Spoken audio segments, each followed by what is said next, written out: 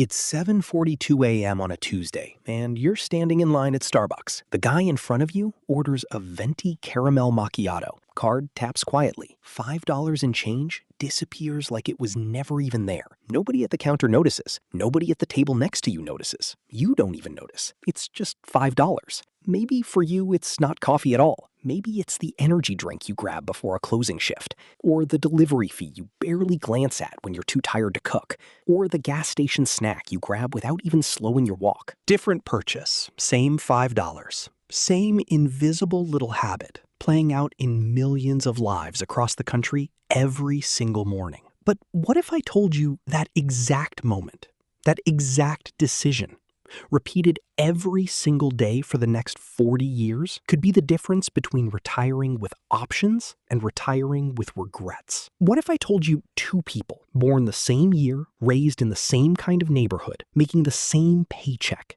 could end up living completely different lives, all because of what they did with $5 a day? Stick with me, because by the end of this, you're going to look at your wallet differently. Let's call them Jake and Eric, both 26 years old, both full of the same restless energy. Both grew up middle class in suburban Ohio. Both went to a state school. Both have student loans they're tired of looking at. Both work entry-level jobs that pay around $45,000 a year. They drive similar used cars.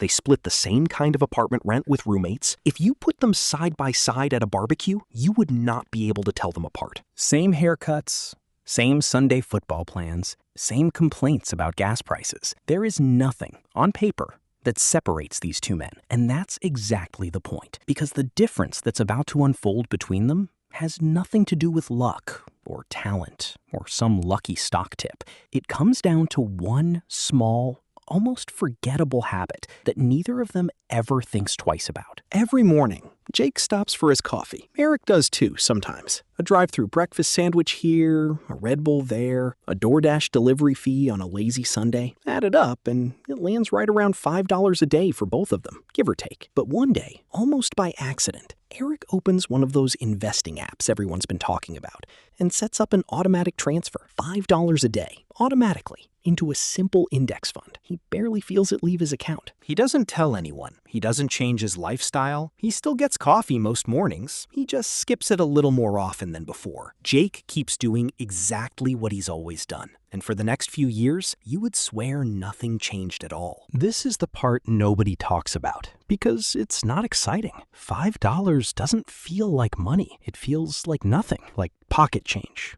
Like a rounding error in a life full of bigger problems. Rent feels urgent. Car repairs feel urgent. The student loan payment feels urgent. $5 feels invisible. And that invisibility is exactly why most people never take it seriously. We're wired to notice big numbers and ignore small ones, even when the small ones are quietly running the show in the background of our entire financial life. Nobody ever regretted one coffee, one energy drink, one delivery fee. But what about 10,000 of them, stacked one on top of another for years, without anyone ever stopping to count? Here's where the story gets interesting, because money doesn't grow the way our brains expect it to.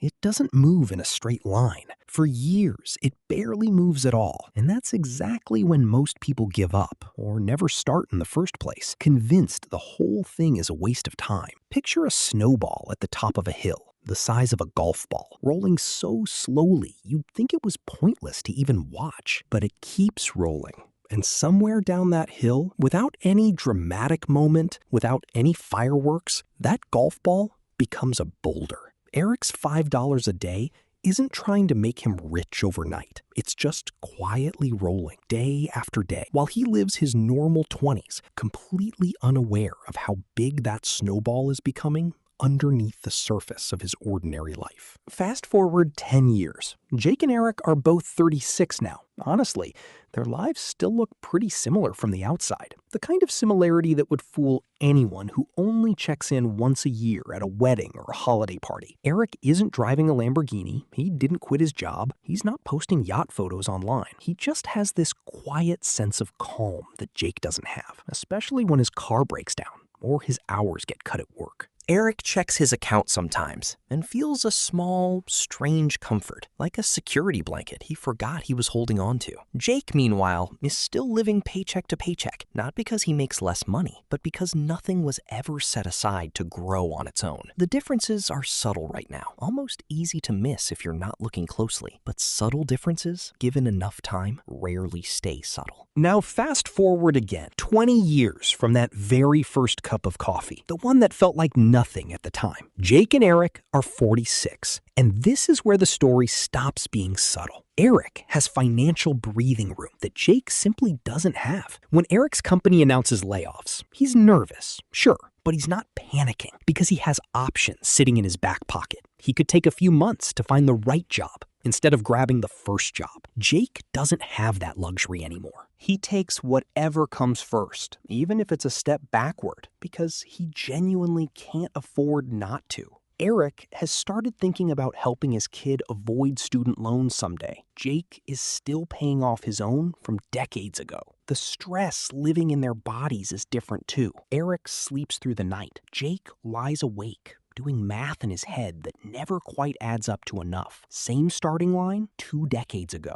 Wildly different finish lines forming right now in real time. What's really happening here isn't just about money. It's about freedom. It's about the ability to say no to a job you hate or yes to an opportunity that scares you simply because you have a cushion underneath you when you fall. Wealth, real wealth, isn't a number glowing on a screen. It's the silence in your mind when an unexpected bill shows up out of nowhere. It's choosing a career change at 40 without spiraling into panic. It's sleeping through the night instead of replaying your bank balance in your head at 2 a.m. It's the version of your life where you're not trapped by your bank account, where your decisions are made out of desire, not desperation. That $5 a day didn't just quietly become money. Over time, without anyone announcing it, it became control. Now, maybe you're sitting there thinking, that's a nice story, but I don't have extra money to invest right now. Or maybe you're thinking, $5 a day? That's not even going to move the needle for someone like me. Or maybe the thought creeping in is, it's too late for me. I should have started years ago when I had the chance. Here's the truth nobody really likes to hear. Almost everyone who's financially comfortable today started small awkwardly, with way less confidence than you'd probably imagine. And most of them felt the exact same doubt you're feeling right now. The $5 was never really about the $5. It was about proving to yourself that you're someone who starts, someone who doesn't wait for the perfect moment that never actually arrives. And the moment you think it's too late is usually the exact moment that, looking back 10 years from now, you'll wish you had started anyway. Let's go all the way to the end. Jake and Eric are 65 now, retirement age, the kind people whisper about like it's a finish line, the kind of age that used to feel impossibly far away back when they were 26 and arguing about which coffee shop had better breakfast sandwiches. Their old friend group from college throws them a party, and somebody jokes about how they used to be inseparable back in the day, basically twins who finished each other's sentences.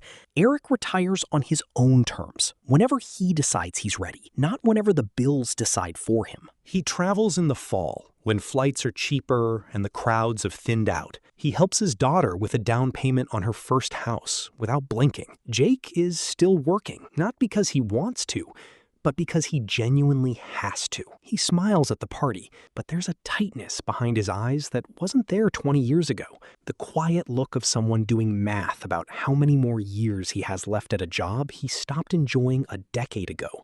Same starting point, same opportunities, same $5 a day spent in 2 completely different directions for 40 straight years. Here's what nobody tells you about building real wealth. It's boring. It's not flashy. There's no dramatic before and after photo, no overnight transformation, no headline moment where everything suddenly clicks into place. It's just $5, then $5 again, then again, for so many ordinary, forgettable days that you eventually forget you're even doing it. And one day, decades from now, you either look back and feel proud of the version of yourself who started early, or you look back wishing you had. The coffee was never really the problem. It was never about the caffeine or the convenience of a drive-through window. It was about which version of your future you were quietly voting for, one small purchase at a time. without even realizing you were casting a vote at all. So the next time you're standing in that line, card already in hand, $5 about to disappear into thin air, ask yourself which version of yourself you're building today. The one with options or the one with regrets? Because that decision is smaller than it feels in the moment. And somehow, it's also bigger than almost anything else you'll do this week.